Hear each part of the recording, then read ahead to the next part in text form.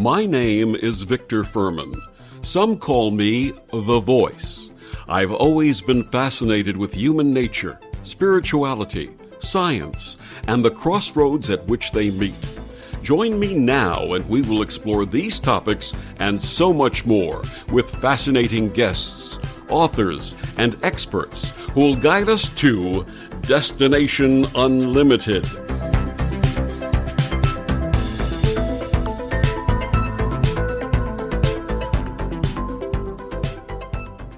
I've lived long enough to learn that our intimate relationships, even in our golden years, require a conscious effort by both partners. These efforts include open-hearted and honest communication, recognizing each other for who we are and what we bring to the partnership, kindness, and compassion. With the COVID-19 pandemic and the public health challenges it presents, many couples find themselves spending more time together in isolation. Relationship issues that were present before this crisis may be exacerbated by this forced togetherness, including arguing, anxiety, and stress. What may couples of all ages do to get through this together, find deeper intimacy and mutual support, and strengthen their bond in this topsy-turvy world? My guest this week on Destination Unlimited, intimacy expert and author Allana Pratt, joins us to share her insight on the top mistakes that most commonly destroy conscious relationships in today's climate. Allana Pratt is a go-to authority for those who have suffered heartbreak and are ready to live unapologetically and attract an open-hearted, ideal relationship. A certified coach with nearly 5 million viewers on YouTube, Allana offers private, group, and online coaching programs for singles and couples to help her clients develop a healthy, intimate relationship with themselves first, which naturally attracts and enhances their ideal partnerships. This Ivy League grad is the author of 6 books and hosts the edgy podcast Intimate Conversations. She's been chosen as an icon of influence, is a columnist for the Good Men Project, and has been featured in HuffPo, People Magazine, and Forbes, and on CBS, TLC, ABC, and Fox, and The Jenny McCarthy Show. Her website is allanapratt.com, and she joins me this week to share her wisdom and also discuss her new book, Finding the One is BS. Becoming the One is Brilliant and Beautiful. Please join me in welcoming to Destination Unlimited, Allana Pratt. Good evening, Allana. Oh, good evening, Victor. I'm just radiating with smiles over here. Your enthusiasm mixed with your groundedness, and I can sense your heart already. I'm so pleased and honored to be here. Thank you. And thank you for spending this wonderful time with us and sharing these important messages for our listeners. So when we first welcome a guest to Destination Unlimited, we ask them to share their path with our listeners. And from reading your story, I've learned that the relationship wisdom that you share with others was wisdom born of pain. Please share your story. Yes, thank you. Yeah, I didn't go to school to be an intimacy expert. In fact, I went to school in New York, to Columbia, for art history. But what actually got me on the path of being an intimacy expert was, I guess we could call it being a hot mess. Like, I was looking for help. I had 2 divorces, and the only one in common was me. And my sweet parents did their best to love me and teach me a way to thrive in a relationship, but they divorced as well. And so when I guess I'll sort of back up a smidge. I'm from Canada, and I first left when I was 19 on my Uncle Phil's 18-wheeler semi over the border and down to LA to make it in Hollywood. And I failed, but I had courage, I had talent. And eventually I got a job over in Japan as a dancer, as a model, as an English teacher, as a spokesperson, etc. And that's the first relationship that gave me wisdom, was I fell in love with a tall, dark, and handsome multimillionaire expat from Wall Street who was over there. And I thought, oh my God, somebody with money, somebody safe, somebody who could provide wants me. I never asked me. I just thought, oh my God, somebody finally chose me. So I was very much in that insecure damsel in distress, looking for my safety outside of me, looking for my worth outside of me. And so he didn't do anything wrong. I was still quite immature spiritually. And that relationship, we were married and together for about 6 years. And as I grew in my spirituality, the box that I'd signed up to stay inside was too small. And we began to argue just about things where I wanted more of a voice, I wanted more expression, or I wanted more depth or more sacredness around our sexuality. And I would end up like hiding in closets to meditate because that was strange. And by the time we got out to Los Angeles and his job transferred, and I graduated from Columbia, there was this place called Agape with Michael Beckwith. And I'm like, oh my God, I met my people. And I began to be farther and farther apart from him. So while we tried therapy and workshops, etc., the sacred contract, I guess you could say, was over. I learned what I needed to learn. There was no blame involved, but I was quite young and naive, and I was growing into more of a spiritual woman. And so we blessed and released each other. Next husband came on the scene when my mother was dying of cancer. Now, I wish I could say to you, Victor, that I really grew a lot, but not really. It was really the other side of the same coin. The old side was damsel in distress, but the new side was like masculine. I'm in charge. I got this. Disneyland love is stupid. Like, I'm in charge. Let's just find a man. A man has a plan. Let's just have a baby. Then it won't hurt that your mom died. And so I went about that relationship with my heart closed, terrified. My mom was really my best friend, pretty much the only one that really has ever seen me and understood me all the way to the core. And I was losing her. So I didn't lean into the pain. I didn't grow up. I just sort of tried the masculine way. And of course, we all know how that one ended. It ended in divorce as well, single, motherless mom. And then I'm like, okay, I'm on my knees. The only one in common here is me. And unfortunately, because I had my heart closed, we all know from science that you attract your like vibration. So I attracted a man whose heart was closed as well. And it didn't go over so well when I divorced him. From his point of view, I humiliated him. And he wanted revenge. So it was about an on and off 12-year custody battle.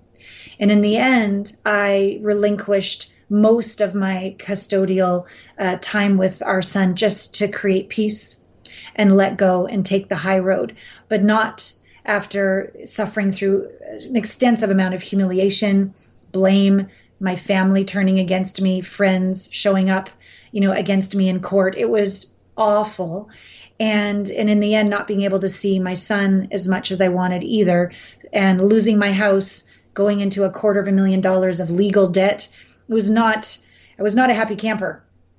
Right? This, for all of you incredibly aware people out there who do the conscious work, we all know that our gifts are found, in the shadow. That, how is this for me, not against me? That's when the deep work that I've created this, and how is this for me?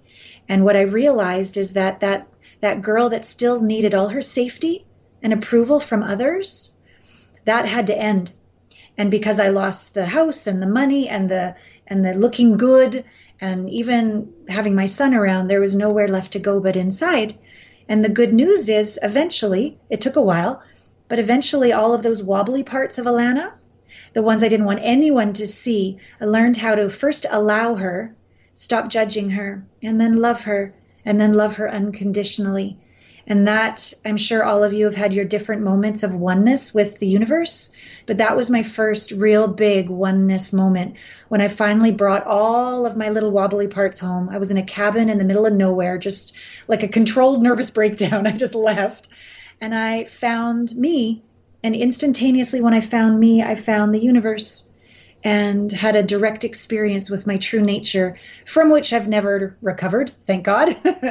And now I'm able to hold that safe, non-judgmental space with my clients who have been through their version of hell, and bringing them home to the heaven within that then gets reflected into a new life that they create.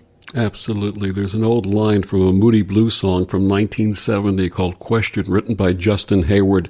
And there's a line in there that says, when you stop and think about it, you won't believe it's true, that all the love you've been giving has all been meant for you. Thank you. Yes, I'm 50, but I still know Moody Blues, and I love that. I got shivers. Absolutely. When did you make the decision to become a coach to others, and how did this manifest?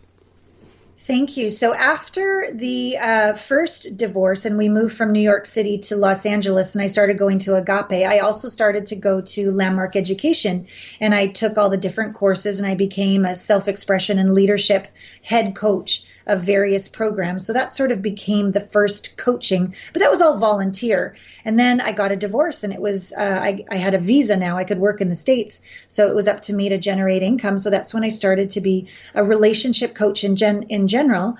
Then I was on Lisa Gibbons' radio show as the sexy mom expert. So I was really drawn to support other single moms in how to find their mojo, their patience, their playfulness, and the pleasure in life, taking care of themselves, not the guilt trip when the child went to spend half the time with the father, really use that as a time to fill ourselves up. So I did that for a while. And then I realized in general, moms spend on kids way before they spend on themselves. And while this has always been a place in my heart, it wasn't the best business model. And I learned that people that really want relationships, really have had a pattern of it not working out, are willing to invest time, energy, and money into healing this pattern. And so that's when I shifted more towards intimacy than just relationships or moms to support people. And it's just, Victor, like every lesson I needed is what the universe gave me. So first I coached more women, single women. And then when I was getting quite bitter, we're in year 5, 6, 7, 8 of the custody battle, and men are looking pretty awful to me, and I'm pretty close to being a bitter, horrible woman. The universe started to give me a lot of men to coach, single men to coach. And I'm like, oh, men are beautiful. Their hearts are wounded just like women's hearts are wounded. So then I started to coach more men. And then as I became more successful in relationships myself and coaching others, then the couples began to come to me. But the through line, at least for the last 10 years, has been intimacy, not bow chicka bow bow intimacy, sex intimacy, although sex is awesome. It's more about, for me, intimacy is about vulnerability and transparency and being honest, first with ourselves, keeping our heart open to ourselves so that we can keep our heart open and receive redemption. We can receive miracles. We can receive our healing from the universe as well. And then from that place of overflow and wholeness, we can give that to a beloved. Absolutely. You talked about all the universe opening to you and bringing you all these opportunities. And I've lived a life of synchronicity, so I know exactly what you're talking about. We've discussed this on the show before. Have you noticed that synchronicity, you have two options when an opportunity presents itself? You can either pay attention to it and resonate with it and move with it, or disregard it, and your path will continue either way. Your path will get worse, actually, don't you think?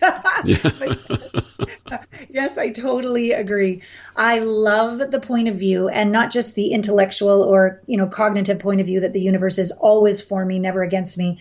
I love the real embodiment of that. Like when something really uncomfortable is coming and you can have a little bit of humor about it, you're like, really? This is for me? And you lean in and you sit in the fire and you discover, oh my, this really is. The trust in the universe and the trust in yourself that I can handle anything. I can keep my heart open in the face of anything allows, I believe, for even more synchronicities, coincidences to come, and that you really can savor and sink your teeth into any experience and get the lesson, the wisdom. So yeah, I'm totally in agreement. Amen. 100%. I agree with you. You've authored 6 books, including Finding the One is BS, which we'll discuss a little later. Please tell us about your earlier books and what birthed them. Yeah, well, the first one was How to Be and Stay Sexy, getting the love and attention you deserve, being exactly who you are. Because that's exactly what I didn't do when I was first dating. I was, do you like me? Do you think I'm sexy? Will you date me? Will you marry me? It was all that safety and approval, as I was mentioning before, from the outside in that made me pretzel myself into somebody I wasn't, say yes when I meant no, not speak up and just go with the program. I really lost myself. And so this book was really bringing us back to falling in love with ourselves, and that our own version of sexy is very, very sacred. And that when we see our bodies as divine temples and our sexual energy as sacred, the very same energy that births, a star, or blossoms a flower, or creates the idea for this podcast, or I think I'd like to wear red today, not blue, or a little lip gloss, or whatever it is, like this aliveness, that's sacred sexual energy. We don't ever have to turn off that creative life force sexual chi, ever.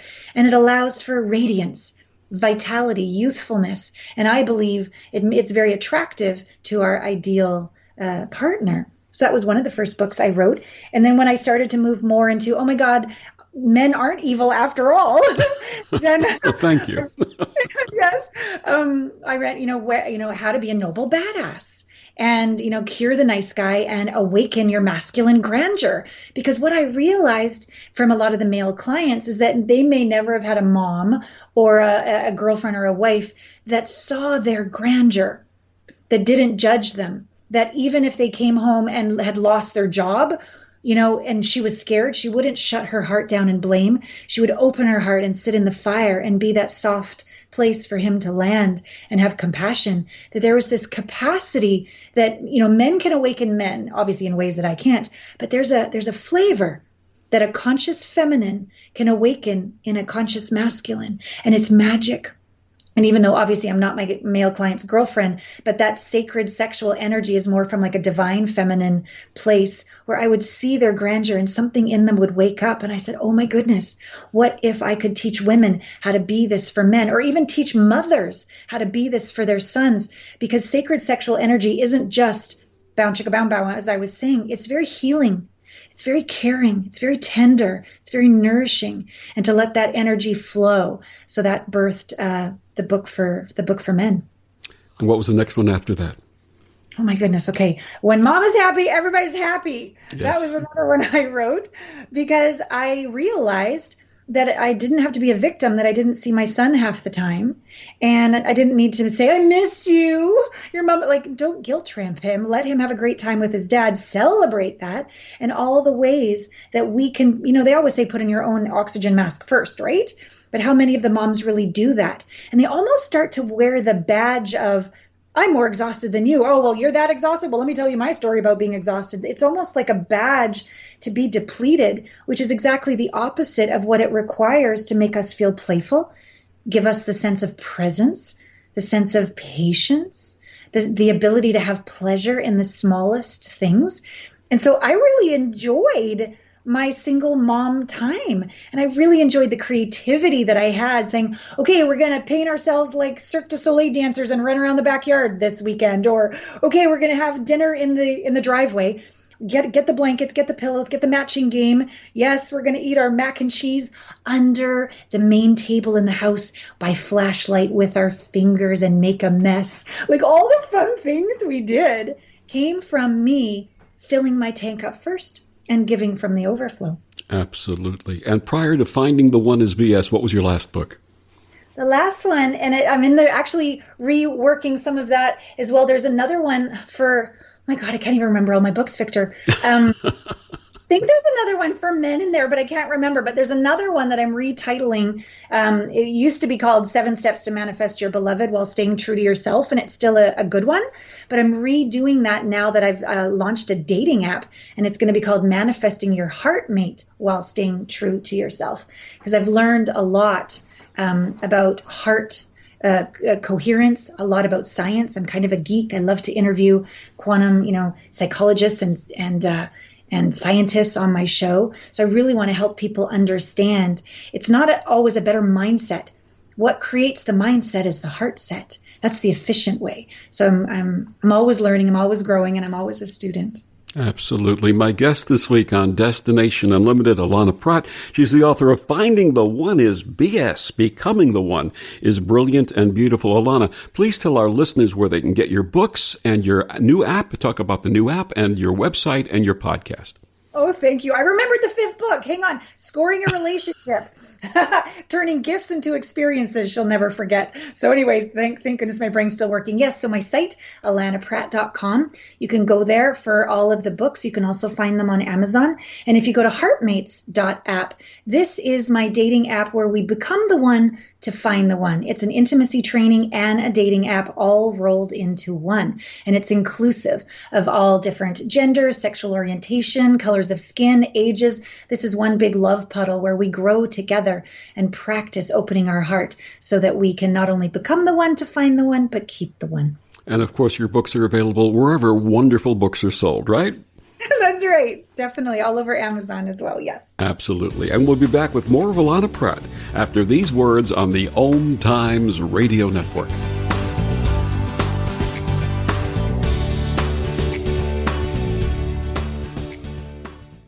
The best of the holistic, spiritual, and conscious world.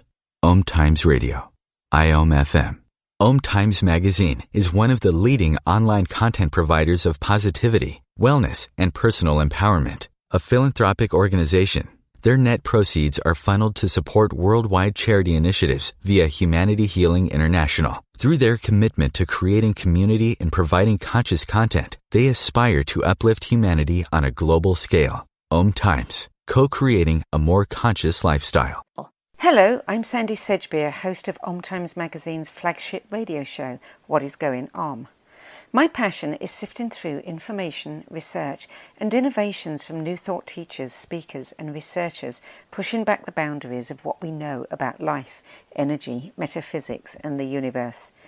I love shifting perceptions about who we are, why we're here, and how quickly impossible becomes normal when we open our minds, expand our awareness, and accept that the only limits that exist are those we place upon ourselves. So if you're the kind of forward-thinking, eager investigator of what lies beyond the current reality that most perceive, why not make a date to come play with me in the field of possibilities at 4 p.m. Pacific Time, 7 p.m. Eastern Time every Thursday, and together we can discover what's really going on. He was the heart of your family, and he taught you our history. He helped you fix your first flat. He was the best backyard DJ around. And every time he'd tell a story, he'd own the room. But now more than ever, he may feel alone. Today, older adults and their loved ones are struggling to connect in a time when connection has never been more important. But there is something we can do. Embrace our older loved ones through StoryCorps Connect. With StoryCorps Connect, you can honor seniors remotely with an interview about their life. Every interview will be archived at the Library of Congress, becoming part of American history, so that years from now, future generations can listen in. All right, Grandpa, what's one piece of advice you have for me? Just 3 words, sweetheart. Live with courage. The man that had the best stories still has plenty of stories to tell. So connect virtually and share the conversation of a lifetime at storycorpsconnect.org/AARP. Connect, honor, share. StoryCorps Connect. A message from AARP, StoryCorps, and the Ad Council. Hi, this is Bill Maher. I can find humor in almost anything, but one thing I never laugh about is cruelty to animals. If you don't get the joke either, write People for the Ethical Treatment of Animals, 501 Front Street, Norfolk, Virginia, 23510.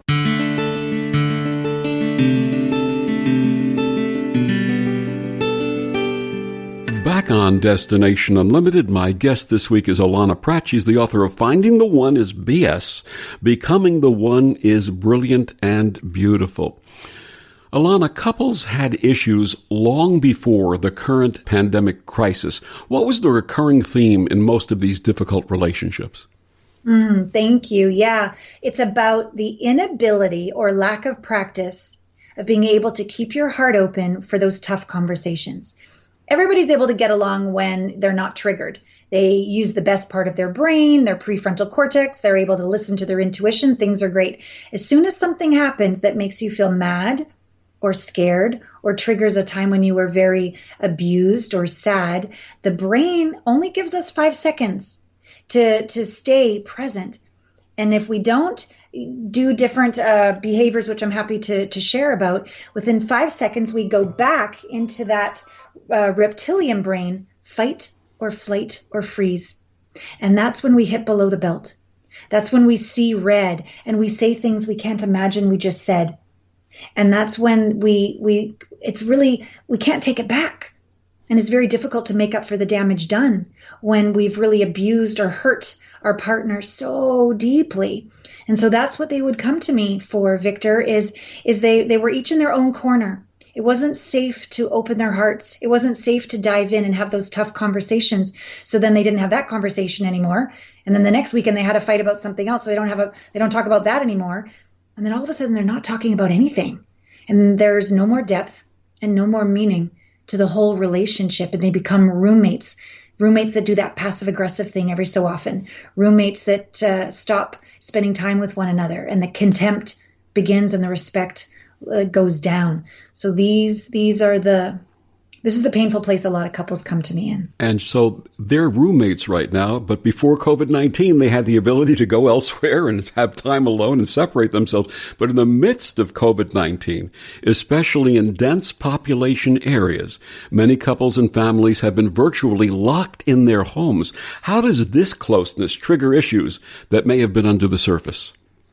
Yes, well, there's no escape. The way they breathe starts to piss you off, right? So you can't escape, as you said, just to go for a walk or spend time at work or with other friends. That sort of takes the pressure off. Now, on the one hand, yes, this has made far more divorce cases, a lot more fights, heaven forbid, a lot more child abuse. So there's definitely the negative side to this. And yet I'd like to present the opposite point of view as well, is this is the fire that most of us have been avoiding facing and feeling and moving through to the other side. So this obstacle, this challenge is actually such a gift for couples if they can be guided in a healthy way to have those conversations that they've just never known how to have with themselves and with each other. And one of the first places to start is to notice, am I looking, just like I told my story with my first husband or second husband, I was looking for my safety outside of me. Literally, Victor, yesterday, I've been working with a couple for about a year. We've been having a lot of great breakthroughs, but yesterday was magnificent. They finally really, really got, and that they would blame each other, and they had all these reasons, and they had facts to back it up and all the rest of it. But the gentleman was seeking his peace in her behavior. Well, she's not very consistent. She never does. It's all she. And then the opposite for her, she was looking for her safety in him.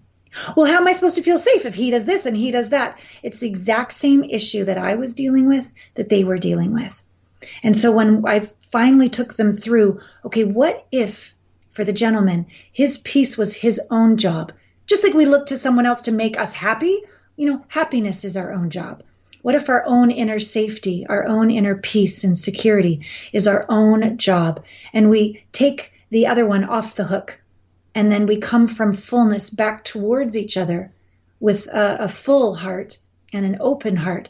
All of a sudden, that literally raises our vibration. The literal measurable coherence of our heart rises from like low contempt and blame into compassion and empathy. And then love is birthed and kindness. And you can be curious and you can come back together with appreciation that, oh my God, you who I've blamed for everything are actually my greatest spiritual teacher that woke me up out of an old pattern. And I'm now the embodiment of safety itself. I'm the embodiment of peace itself. And it's all because of you. Thank you. It's just gorgeous to watch where this couple has got to since they've been able to see the gift in the discomfort, lean in and stop blaming and cultivate that inner relationship with themselves. We're going to touch on the 5 top mistakes that you discuss in Finding the One is BS. But before we do that, why is it so difficult, in your opinion, for most people to really take responsibility for their own lives? The ego doesn't like it. It's very, very boring for the ego. You don't get to win. You don't get to be right. You don't get this like, I conquered, I triumphed. You don't get any of that. It's very much about humility and like a very silent or quiet dignity. It's a very spiritual level of maturity. So I think that's why a lot of people don't want to take full responsibility. It's sort of like a wah-wah. It's very quiet. But it's very beautiful and it's very pure and very whole. But it takes a lot to finally put down your shield, your sword, and just to open your heart and say, I give. Love is more important than being right. Yeah. Yeah, Brian Tracy, and I'm going to paraphrase him, said something to the effect that we cannot always control what happens to us, but we can control our reaction to it. 100%. 100%. Yeah, we are in charge. A lot of us, I give the analogy of the chariot and the reins to the chariot. Most of us have gotten out of the chariot. We're sitting on the ground having a temper tantrum, pointing our finger and blaming someone else. And, it doesn't work. And when you're really ready to go, okay, the only one in common here is me. I'm willing to take 100%, not waiting around for you to take 50 while I take 50. No, I'm willing to take 100% responsibility that I'm in charge of my life. I'm the creator of my reality. Get back in that chariot and pick up the reins and drive it where you want to go and create the life that you choose. And then hopefully, and maybe not even hopefully, I don't even think there's things wrong when couples come to me and their sacred contract is over. While I had that beautiful moment with a couple yesterday, I have a call coming up this weekend with a couple that we've decided their sacred contract is over. That when they got married 10 years ago, they didn't have any of the big conversations about money, about sex, about how they choose to each of them follow their purpose. They just thought, oh, what do we do now? Get married? You'll do. And they're lovely people. But they've made each other so wrong and blamed each other so much when all that we've come to is that they're complete. And they actually do like each other, and they actually do respect each other as parents, but they don't awaken anything within each other as souls. They're not two wholes coming together where the whole is greater than the sum of the parts. And now we're able to kindly, consciously uncouple. And I'm really grateful for their bravery because the kids aren't going to have to put up with all those fights anymore. So it's not even a wrongness if you decide that your sacred contract is over. What's the main thing is to slow down and feel what the truth is and speak to each other with an open heart. In your opinion, do soulmates really exist? I do believe that in the past there was like role mates, like marry for church, state, money, kids, that kind of thing. And then I think we did evolve into soulmates. You complete me, all of that, like chemistry and all the rest of it. I think it's a step in the right direction. It's certainly better than just marrying for church or state. But there's more to two empties coming together as a whole is fundamentally flawed, in my opinion. And we often forget about our friends. We forget about our purpose. We just make it all about the other, and it's imbalanced.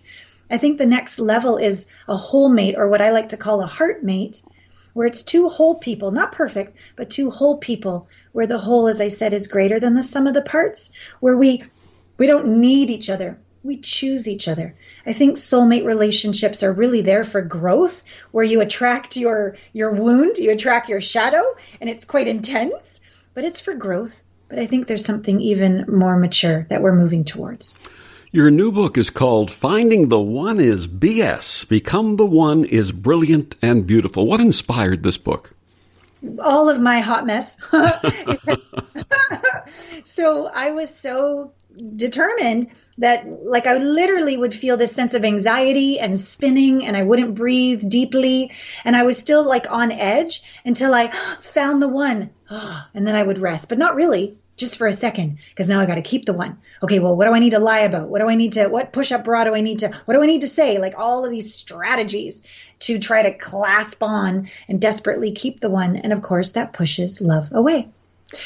And so now when we become the one, and I say brilliant and beautiful because we're all so uniquely brilliant and beautiful when we are our authentic self, that is fun to be ourselves because we find the safety and the approval and the aliveness on the inside. And then we radiate our authentic nature out, which is like a beacon to attract our ideal partner. Or even if you're in a relationship, still waiting around for the other one to make you happy, when you let them off the hook and your happiness itself radiating from your unique home on the inside, you're quite attractive to your partner. It's a lot better than the nagging you or the blaming you. And so they tend to be awakened in your presence and reminded why you fell in love in the first place. Absolutely. Now, you say there are 5 top mistakes that can destroy a conscious relationship. You basically touched upon this one before, but let's recap this one. The first is you need them. What is the mistake and what are your solutions?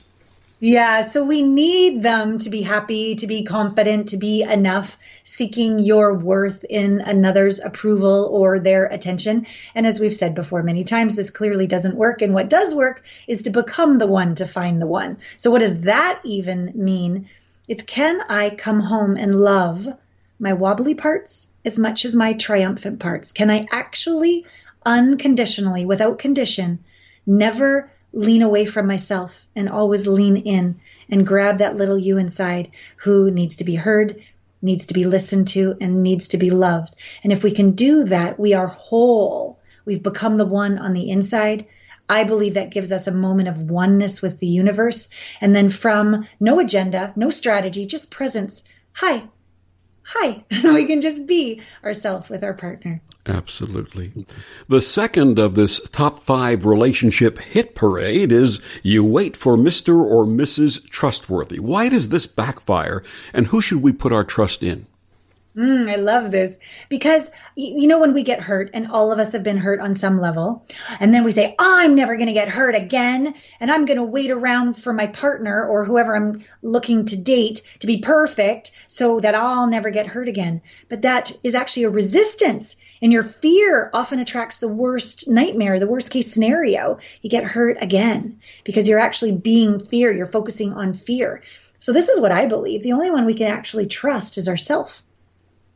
And how do we trust ourselves? Is we, with an open heart, then we can hear our intuition. We can hear our instincts. And we can trust that even though they might, you know, be tall, dark, and handsome or super gorgeous or whatever, if our gut and our instincts are like, something's off, we can listen to that. And then we can just trust people to be who they are from our presence, from our awareness, from our discernment. We can literally see all the red flags we need to see. Nobody's perfect. And we can see, is this actually for me or against me? Is this relationship truly a contribution? And then we can also give them grace. They're not perfect. You're not perfect. You know, you can forgive them. You can make up and own your own mistakes and make up for the damage done. Absolutely. The third mistake makes me cringe as I read it. Hitting below the belt. Ouch. Right? What happens during this knee-jerk reaction? How can it be avoided? Yeah, well, as I said, we've got 5 seconds, people, from when you get triggered to leave your prefrontal cortex, which is where you can maybe be more creative, where you can not justify or blame, where you can receive, you know, constructive feedback, etc. You got 5 seconds before the back part of your brain, the fight, flight, or freeze, is going to kill before you get killed. And yeah, that's when we do hit below the belt. We say something that we know is going to hurt. And then we're so ashamed and so guilty of what we just said. And we feel out of control. And it's literally because a different part of our brain is operating. So one quick little solution is, if you start to get triggered, I like to visualize little you inside your heart and go 5, 4, 3, 2, 1. I got you, little guy or little gal. No matter what happens right now, I will never leave you. And so it's emotion, the feeling of having your own back. It's the image of seeing little you. It's the thought, 5, 4, 3, 2, 1, I got this. And then the body sensation, just breathe, open your chest, open your heart, and stay present with your partner. That'll help you to not get triggered and stay present. Now, if you're past the 5 seconds and you have enough awareness, leave, go have a timeout, go for a walk around the block. Say, I love you. I'm not leaving you. I just need to calm down and excuse yourself. Or if you're the partner receiving the trigger, before things get even worse, you can say, look, I love you. I'm just going to go for a walk. And when I come back, I know we'll both be more calm, and then leave. Because if we stay in a fight when the hitting below the belt has happened, that's when we say so many things that we can never take back. Absolutely. Diffusing is so important. Yes. Fourth on the list is you become a know-it-all. What should we know and why? It's like, no, don't try to know it all. If anything, be more of a humble student. What I find when we get afraid, COVID has made us afraid. Like, a lot of us have lost our jobs, or when are we ever going to be able to have a normal life? Like, will it ever return? Fear. So we close our heart in fear and we go up into our head. And when we're only in our head, that's where we're like, yeah, I know. We don't actually listen. We're like, yeah. I read Eckhart Tolle. I got this, right? We stop being a student of life. We stop being curious about our partner, and we can't really have, or the partner can't have those experiences of being safe and seen and understood, because you've already checked out. you already have your response ready for whatever they're going to say. You're actually not there because you already know. So that's what I mean by don't be a know-it-all, and be a little more humble, be more of a student of life. Remember that plants need watering, so do relationships. So get curious, ask questions, make a date night where you ask questions about, tell me something you want me to understand that you think I may not understand fully. And when they respond, just say thank you. Don't say, well, yeah, I know that. Just zip it and just say thank you. Make it safe to express with each other by simply saying thank you. And we're going to save number 5 for the next segment. My guest is Allana Pratt. She's the author of Finding the One is BS, Becoming the One is Brilliant and Beautiful. We'll be back after these words on the OMTimes Radio Network.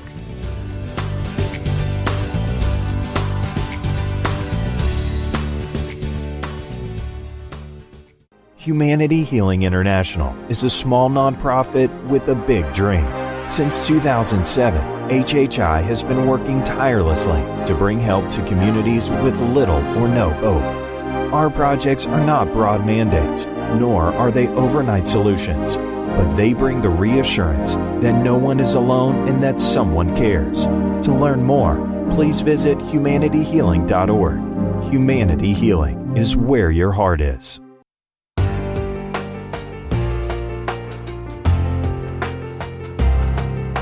Vox Novus expands the horizons of Destination Unlimited, providing a platform for popular culture, lifestyles, interfaith spirituality, personal empowerment, environmental concerns, inspiration, and so much more. Each week I will present authors and experts who will share from their experience and offer tools to help us navigate this rapidly changing world.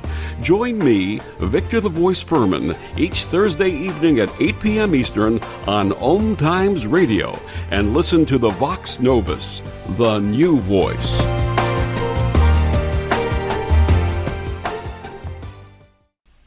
Hello, I'm Lisa Berry. Join me every Monday at 1 p.m. Eastern Time for Light on Living, a chance to see new, hear different, and feel more as I shine the spotlight on all the ways to lighten the load of life's challenges. Light on Living is your link to that new way you're looking for, that new understanding that will enhance your life, and that positive connection that will support your growth. So join me, and you'll gain insight and start to see things in a new way that motivates you.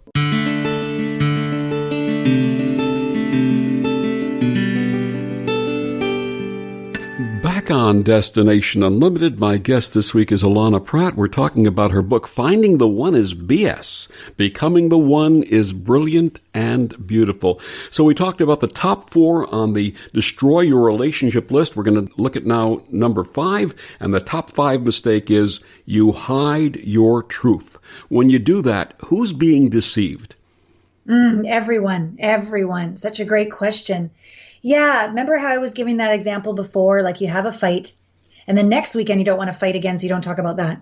And then you have another fight about something else. Oh, now that's off the table. And before you know it, we really begin to hide our truth.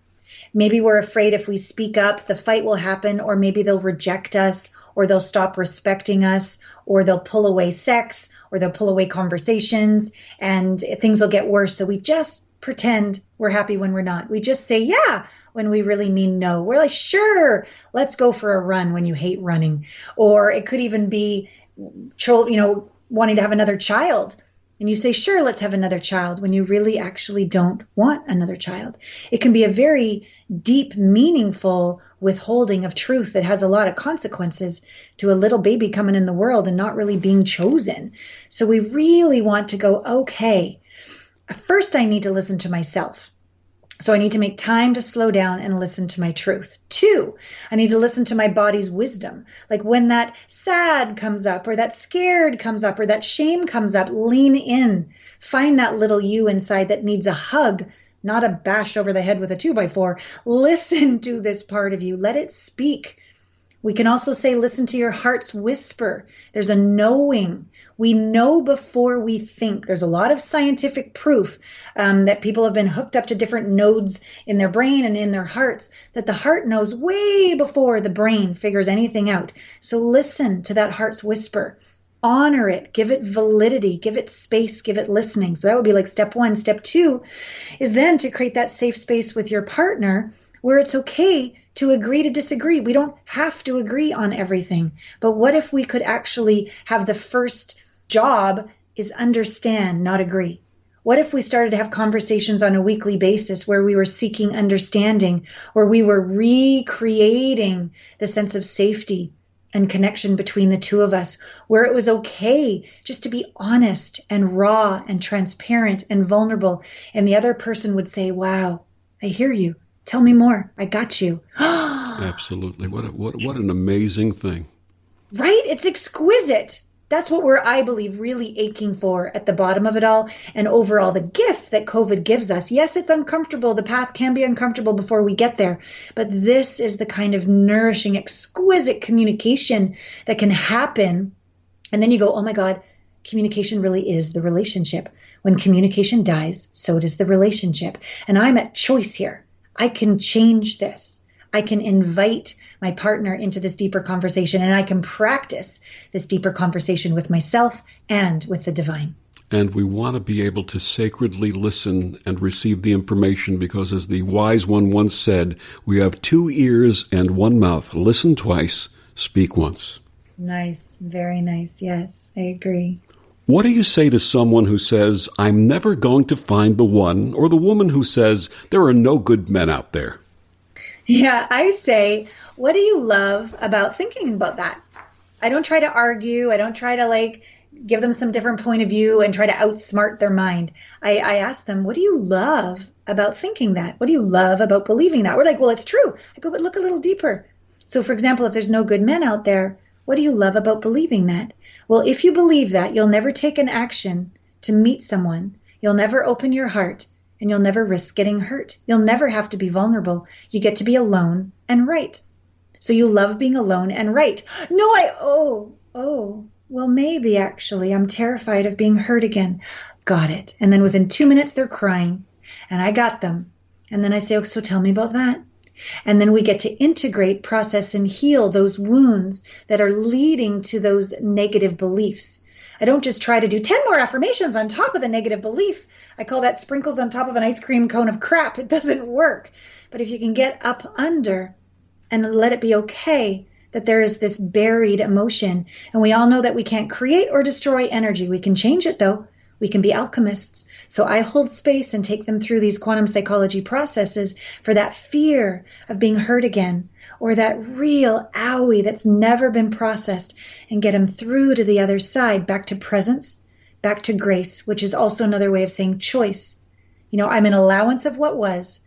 Yes, I'm sure that my partner, my ideal partner, will be awesome, but there's probably one day that they're going to do something unconsciously that's going to hurt, and I'm no longer going to wait for that perfect person to open my heart. I'm going to breathe. I'm going to learn how to be with myself. In my coaching sessions, I'm going to learn how to be with little you in my own journaling and meditation time. And I'm going to learn when I'm with my new beloved, when they do something from time to time that just irks me, triggers me, or even really hurts, I'm going to breathe. I'm going to keep my heart open to myself and to my partner. We're going to lean into this conflict, and we're going to be stronger on the other side. Absolutely. My wife and I met in our mid to late 40s, and my beloved, who writes romance novels, calls this a seasoned romance. What seasonings would you offer to older couples to spice up their relationships? Oh, my goodness. I feel old now. I'm 50 if you guys met in your mid-40s, but this is great. I believe that our sensuality and sexuality gets more free and self-expressed as we get older if we do the work to love who we are and who we're not. In fact, another one of my clients, I just spoke with her yesterday, and the update is she has met somebody amazing, and they're in their mid-60s, and she's having more sex in her mid-60s than she had in her 50s or 40s or maybe even 30s, because she's free. This is me. No more apology, no more trying to be somebody she's not, no more justifying or making up reasons or worried about any of that. She's free, he's free. It's really gorgeous to watch how enamored they are with each other and how fully expressed. So I say really what spices up a relationship is more about doing the work to come to terms with your stretch marks. Or, okay, I have ED from time to time. What are we going to do about that? Like healing the shame. And just, this is a divine temple. And yes, there's hairs growing out of new places that didn't happen back in my 20s or 30s. So some humor and some honesty and a real safe, honest place just to talk about what turns you on and to talk about how do you like to be loved? Not just physically, but verbally or gifts, the love languages, or even just slowing down and say, you know what, how I like to be loved is when you put your hand on my cheek and you just keep it there. And it doesn't mean necessarily I need to now go to bed and have sex. I just know this moment is complete in and of itself. Just keep your hand on my cheek and just make eye contact with me till I exhale 3 or 4 times. And then exhale deeper and exhale deeper. To communicate this. To even first know this, that's how you like to be loved, and then communicate it with one another. To me, that's hot, that's safe, that's delicious, and it's a space for us then to communicate even more energy and invitation to our partner. Absolutely. Listen, my wife and I have been together for 21 years, and I can tell you life really begins at 50, so don't worry about 50. Good to hear, because I have a lot of love to give. The most joy we've had in our lives together collectively has been since, we got together in our late 40s, so it's been wonderful. What are some of the ways that conscious couples may improve their communication? Definitely dyad date night. Dyad is what I was referring to before when you ask a question and all you get to say is thank you after. I had a relationship once where we did this every single Sunday night, 40 minutes. And my goodness, I think we had 10 years of growth within 1 year because we made such a sacred space every time. So no elephants ever gathered in the living room because we talked about it every single week.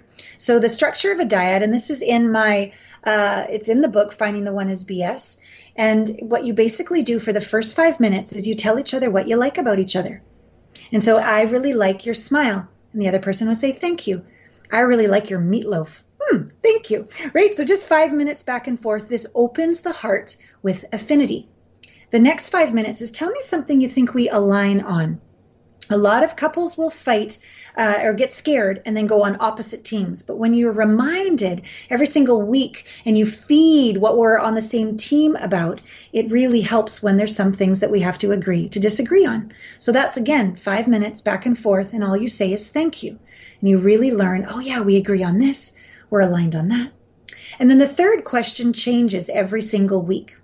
And it could be as of what I mentioned before, tell me something you want me to understand that you think I may not understand. It could go really deep, like tell me something you're afraid to tell me.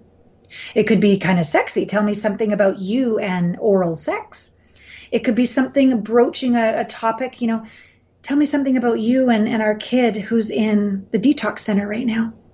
It could be around money. Tell me something about you and how you'd like to manage our retirement. So you could talk about anything, and it's a safe way to talk about it because the rule is all you get to say is thank you. No rebuttals, and yeah, we talked about this before, and last time you, blah, blah, blah. There's no space for that. It's sacred. And the last rule about these dyad date night that would happen once a week is you don't get to use this as ammunition in a fight later. This is sacred ground. This is real, vulnerable, honest, brave, courageous, fiercely loving communication that is going to grow your connection, grow your intimacy, grow your trust, grow your respect. It's how we water the plant. Please tell us about your brand new app, Heartmates. Oh, thank you. I am up to my eyeballs in bugs. We're in the beta stage. So I was up at 7 a.m. this morning, Victor, with India. I'm up at 7 a.m. most mornings, but it's okay. This is just, the only way through is through.